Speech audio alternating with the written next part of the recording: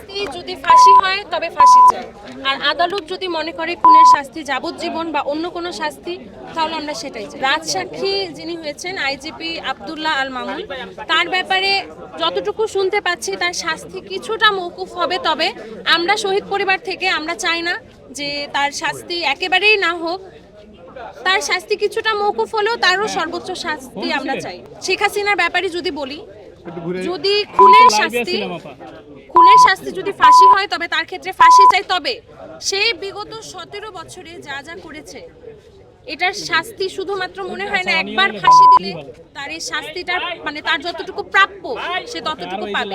তাকে কয়েক হাজার বার যদি ফাঁসি দেওয়া হয় তারপরও কিন্তু তার যে পাপের শাস্তিটা হবে না যতটুকু সে ডিজার্ভ করে। কারণ আপনারা বাকি এই যে জাস্ট কিছু 1 বছর আগে, কিন্তু বেশি দিন হয়নি, বাকি আগের কথা আমি বাদই দিলাম, এই জাস্ট 1টা বছর আগে যা হয়েছে এটা তো একেবারে আজকে যে 5টা টপিক নিয়ে কথা হলো, 5টা জিনিসই কিন্তু একেবারে প্রমাণিত যে কি হয়েছে না হয়েছে। তাহলে এটাতে আসলে অন্য কোনো শাস্তি হওয়ার আসলে কোনো অপশন নাই, ফাঁসি।